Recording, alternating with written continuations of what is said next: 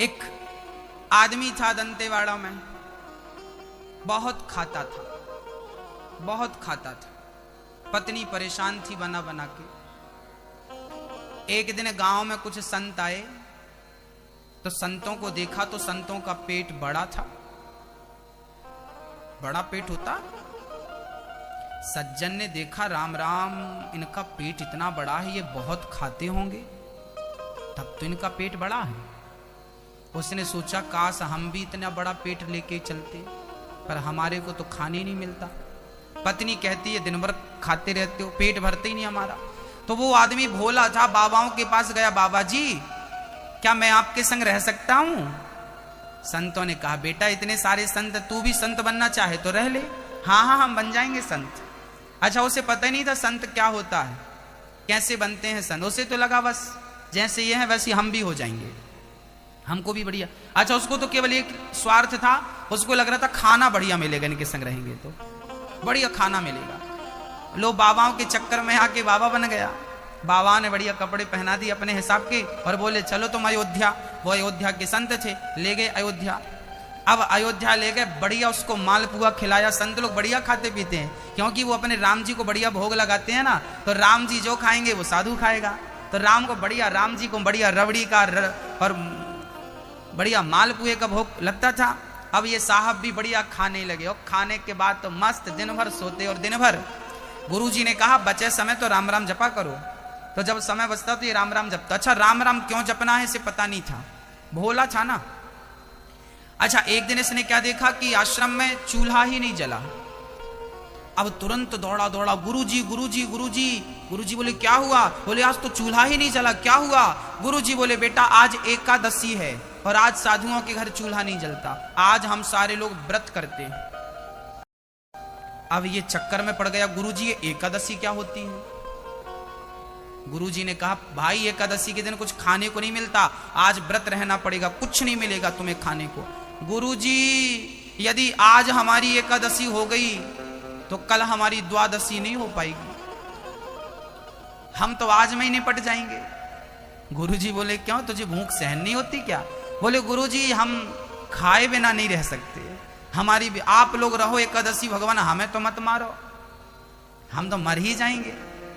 गुरुजी ने कहा तो क्या, यहां तो देखो रसोई बनेगी नहीं, आज तो यहां कुछ नहीं बनेगा, हमारा चूल्हा भी नहीं जलता आज के दिन तो। अब गुरुजी कैसे करें? गुरुजी बोले अच्छा जाओ भंडारी जी से बोलना कि आपको कुछ दे दें, वो आपको कुछ देंगे तो आप बना के खा लेना, बनाना आता है? अब बोला गुरुजी मरता क्या ना करता, बनाना आता तो नहीं है, पर अब आप कुछ देंगे नहीं तो बनाएंगे और क्या करेंगे। ठीक है, लो भैया। भंडारी जी ने 1 किलो आटा दे दिया, थोड़े से आलू दे दिया, गुड़ दे दिया कि जाओ खा लेना। अब वो सरयू के किनारे गया। अच्छा, गुरुजी ने कहा था कि जब भोजन बनाना तो भगवान को भोग जरूर लगाना। अब गुरु ने कहा कि भोग लगाना, जी गुरुजी। अब वो बढ़िया आटा लगाया, बढ़िया सी रोटियां बनाई, तो बड़ी मोटी मोटी उसने रोटी बनाई, तो 6-7 रोटी उसने बनाई। उसको लगा चलो इतने में तो काम हो जाएगा, पर जैसे ही खाने बैठा याद आ गया कि गुरुजी ने कहा था पहले भगवान को भोग लगा लेना। अब भगवान को भोग कैसे लगाते हैं उसको तो वो भी नहीं पता, तो रोटियों को सामने रखा और भगवान को बुलाने लगा। भगवान को बुलाता है, कैसे बुलाता है जरा सुनिएगा। वो कहता है हो राजा राम मेरे राम आइए, मेरे भोजन का भोग लगा जाइए, आइए प्रभु। अच्छा, वो गुरुजी रोज भोग लगाते थे तो उससे ये लगता था कि भगवान आते होंगे और हमारे और आपकी तरह खाते होंगे। अच्छा लगता है आप इसलिए नहीं आए कि हमें तो मंदिर में चकाचक खाने मिलता है तो हम रोटी खाने क्यों जाएं? तो कहता प्रभु आज मंदिर के भरोसे मत रहना, आज वहां कुछ मिलने वाला नहीं, आज तो हम ही वहां से जान बचा के आए हैं, आज तो वहां एकादशी है, आज वहां एकादशी है, आज मंदिर में कुछ नहीं मिलेगा, आज हम रोटी बनाए हैं, आज खाओ। जब भगवान ने ऐसी सरलता देखी कि इसको ये भी नहीं पता कि एकादशी मंदिर में है तो यहां भी तो है, उसे लग रहा था एकादशी केवल मंदिर में है। जब ऐसी सरलता देखी तो धन्य थे मेरे राम। भगवान राम प्रकट हो गए, प्रकट हो गए भगवान।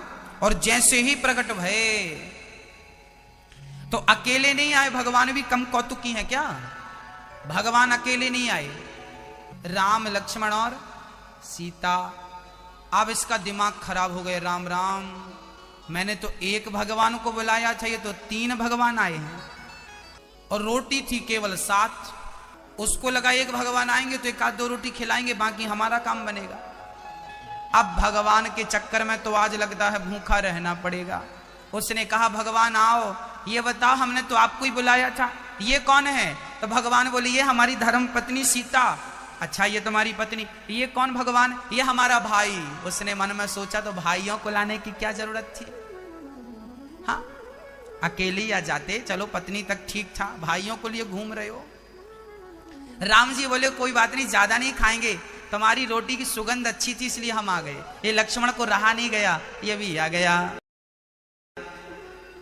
राम लक्ष्मण सीता बैठे हैं, पत्तल पे रखा, 2-2 रोटी परोस दी। अब भगवान रोटी खाएं और वो अपनी को देखे कि एक और किसी ने मांग ली तो हमारा तो आज एकादशी पूरी हो जाएगी यार। 2-2 रोटी तीनों ने खाई, बची एक। अब भगवान ने धीरे से कहा भक्ता तुम्हारी रोटी बड़ी स्वादिष्ट है। पहले उसने कह दिया प्रभु बड़ी अच्छी लगी ना, अब अगली बार हम आपको बहुत खिलाएंगे। मानो उसका तात्पर्य यह था कि अभी एक बची वो मत मांग लेना। भगवान भी मन में सोचे चलो इसको एक तो खाने दो बेचारे को। अब 7 रोटी की भूख रखने वाले आदमी को एक ही मिले तो सोचो क्या गुजरेगी। अब भगवान राम चले गए, उसका जो भी उसने बनाया था 2-2 रोटी खाई, राम लक्ष्मण सीता चले गए। अब वो भी घर गया। अगली एकादशी आई, गुरुजी आज जरा आटा ज्यादा दिलाना। आज वहां ना पिछली बार 3 भगवान आए थे, तो 3 भगवानों के हिसाब का आटा दिलाना, तो कम से कम 5 किलो आटा दिला दो आप। गुरुजी को लगा राम राम, अच्छा गुरुजी को लगा ये झूठ बोले, इसको ज्यादा खाना रहता ना, चलो 5 किलो आटा दे दिया। अब बढ़िया दूसरी एकादशी को इसने 5 किलो आटे की बढ़िया रोटियां बनाई, भरता बनाया, बढ़िया गुड़ रखा, सूखी साग बनाई और बैठ गया बुलाने। अब बोलता है राजा राम, गुरुजी ने कहा था भोग लगा के खाना। राजा राम आइए, सीता राम आइए, लक्ष्मण को साथ लाइए। आज हमने तीनों का बंदोबस्त किया है, आ जाओ कोई प्रॉब्लम नहीं है। हो मेरे भोजन का भोग लगा जाइए, राजा राम आइए, मेरे राम आइए, मेरे भोजन का भोग लगा जाइए, राजा राम आइए, मेरे भोजन का भोग लगा जाइए। जैसे राम को बुलाया भगवान प्रकट हो गए, पर धन्य थे राम, अब की बार तो संग हनुमान। राम लक्ष्मण सीता और संग में कौन? हनुमान जी। और आज साथ में भरत और शत्रुघ्न जी भी थे, टोटल 6 आदमी। प्रभु आज ये सब कौन है? ये तो आपकी पत्नी है, ये तो आपके भाई है, बाकी 3 कौन है? ये बंदर कौन है? राम जी बोले ये हमारे भगत हैं, हनुमान जी बहुत सारी सेवाएं की हैं इन्होंने हमारी। चलो वो सब ठीक है, ये 2 और कौन है? अरे आप जानते नहीं हमारा भाई ये भरत जी हैं और ये शत्रुघ्न जी हैं। उसने कहा प्रभु आप 4 भाई हो? हाँ, तो चारों का ठेका हम नहीं लिया है क्या? हाँ। अब भगवान बोले भाई तेरी रोटी बड़ी अच्छी, हमने जाके सबको बताई, सबको लगा कि अगली एकादशी में तो हम चलेंगे, हम चलेंगे। उसने 2-2 नहीं परोसी, 1-1 परोसी।